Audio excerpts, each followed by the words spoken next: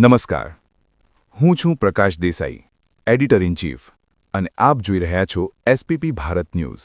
સુરત જિલ્લા નજીકથી એક ચોંકાવનારી ઘટના સામે આવી છે. પ્રતિબંધિત માદક પદાર્થોની મોટી હેરાફેરીનો પર્દાફાશ થયો છે.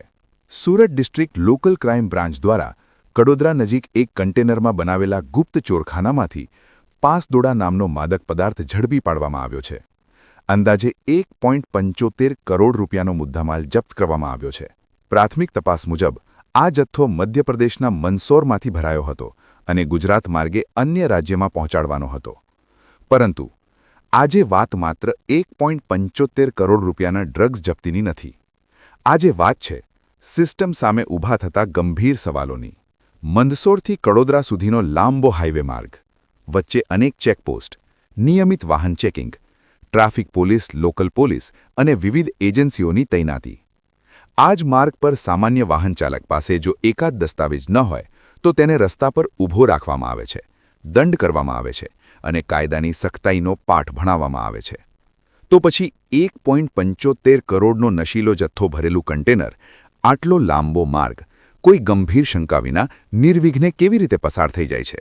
આ સવાલ વ્યક્તિગત નથી. આ સવાલ કાયદાની અમલવારી પર છે. આ સવાલ ચેકિંગ વ્યવસ્થાની પારદર્શિકતા અને અસરકારકતા પર છે.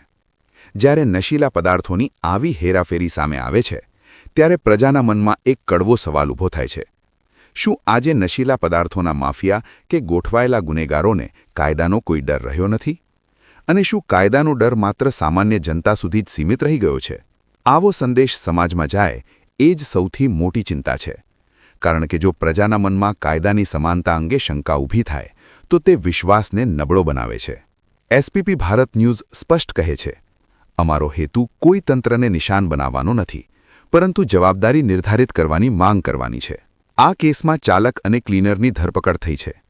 રાજસ્થાનના ફલોદી જિલ્લાના ચંદનપુરા ગામનો વિકાસ બાબુરામ બિશ્નોઈ વોન્ટેડ જાહેર થયો છે. પરંતુ તપાસ અહીં પૂરતી નથી થતી. જરૂર છે. આ કન્ટેનર કેટલા નાકાબંધી પોઈન્ટ પાર કરીને આવ્યું? ક્યાં ક્યાં ચેક થયું? ક્યાં તપાસ ઢીલી રહી? કારણ કે જ્યારે નશીલા પદાર્થો હાઇવે પર સહેલાઈથી પસાર થાય છે ત્યારે તેની અસર સીધી આપણા યુવાનો પર પડે છે. કોલેજના ગેટ સુધી પહોંચે છે. એક પરિવારનું સ્વપ્ન તોડી શકે છે અને સમાજને અંદરથી ખોખલો બનાવી શકે છે. એક પેકેટ નશો માત્ર ગુનો નથી, એ આપણા ભવિષ્ય પર હુમલો છે. જો સિસ્ટમ મજબૂત છે તો સત્ય બહાર આવવું જ જોઈએ, અને જો ક્યાંક ખામી છે તો તેને સ્વીકારી સુધારવું જ જોઈએ. કારણ કે કાયદો ત્યારે જ મજબૂત બને છે જ્યારે તે સૌ માટે સમાન હોય. આજે એક કન્ટેનર ઝડપાયું છે, પરંતુ સવાલ છે, કાલે કોઈ બીજું તો નહીં પસાર થઈ જાય ને? ડ્રગ્સ સામેની લડાઈ માત્ર પોલીસની નથી, આ સમાજની સંયુક્ત જવાબદારી છે. એસપીપી ભારત ન્યૂઝ સવાલ પણ પૂછશે અને જાગૃતિ પણ ફેલાવશે. કારણ કે સાચી પત્રકારિતા સત્તાથી ડરતી નથી, સત્ય માટે અડગ રહે છે. આજના આ ખાસ રિપોર્ટ સાથે હું પ્રકાશ દેસાઈ, એડિટર ઇન ચીફ. ન ભય ન ભક્તિ, ફક્ત સત્યની સાથે. SPP Bharat news. જય હિન્દ.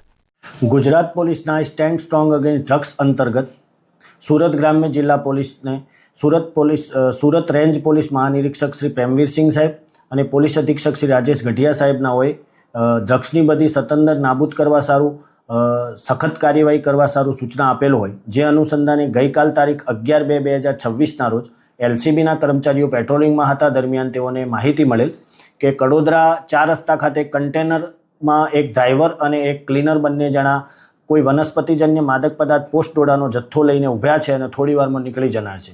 જે આધારે એલસીબીના હેડ કોન્સ્ટેબલ ચિરાગભાઈ અને અમરેતજીએ તાત્કાલિક ત્યાં પહોંચી જઈને પકડી લીધેલ અને એલસીબી કચેરી ખાતે જાણ કરતા એલસીબીના પોલીસ ઇન્સ્પેક્ટર શ્રી એમ.જે. રાઠોડ અને એલસીબીની ટીમે સરકારી પંચોને બોલાવી પ્રાથમિક કાર્યવાહી કરીને અહીંથી કડોદરા 4 રસ્તા જઈ જે તે સ્થિતિમાં કન્ટેનરના ડ્રાઈવર અને ક્લીનરને પકડેલા હોય જે લોકોને પકડી અને પૂછપરછ કરતા પ્રથમ તો તેઓએ ગલ્લા તલ્લા કરતા હતા, પરંતુ ત્યારબાદ તેમને સાથે રાખી કન્ટેનરમાં પાછળના ભાગે ચેક કરતા પાછળનો ભાગ એકદમ ખાલી મળી આવેલ.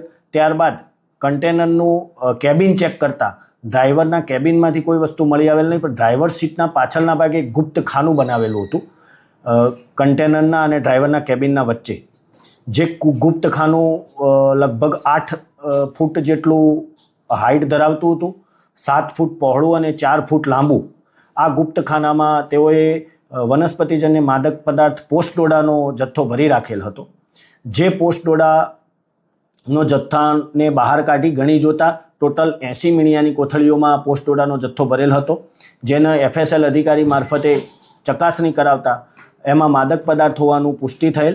ત્યારબાદ તેનું વજન કરતાં 1034.435 કિલોગ્રામ માદક પદાર્થ પોસ્ટ ડોડાનો જથ્થો મળી આવેલ, જેની કિંમત 1,55,16,000 થાય છે. તેમજ તેમની પાસેથી જે કન્ટેનર મળેલું એની કિંમત 20 લાખ, તેમજ એમની પાસેથી 3 મોબાઈલ મળી આવેલા જેની કિંમત 40,000, રોકડા રૂપિયા 4,930 મળી કુલ 1,75,00,000 થી વધુનો મુદ્દામાલ પોલીસે કબજે કરેલ છે. આ કન્ટેનર આ બંને આરોપીઓ રાજસ્થાનથી લઈને નીકળેલા અને મંદસોર મુકામેથી કોઈ અજાણ્યા ઇસમે એમના પોસ્ટ ડોડાનો જથ્થો એક બાજુ રોડ ઉપર ઊભા રાખી અને કન્ટેનર લઈ જઈને ભરી આપેલો અને ત્યારબાદ એમને જેને કન્ટેનર આપ્યું હતું વિકાસ બિશ્નોઈ એમને એવું જણાવેલું કે મહારાષ્ટ્ર થઈ અને હાઈવે ઉપર આવશો તો તમને ચેકિંગનો કોઈ પણ જાતનો સામનો નહીં કરવો પડે. એટલે એકબીજાના મેળાપીપણામાં વનસ્પતિજન્ય પોસ્ટ ડોડાનો જથ્થો લઈ જતા હતા. આંતરરાજ્ય રેકેટનો LCBએ પર્દાફાશ કરેલ છે અને આગળની તપાસ SOG PI સુરત ગ્રામ્યનાઓ સંભાળી રહેલ છે.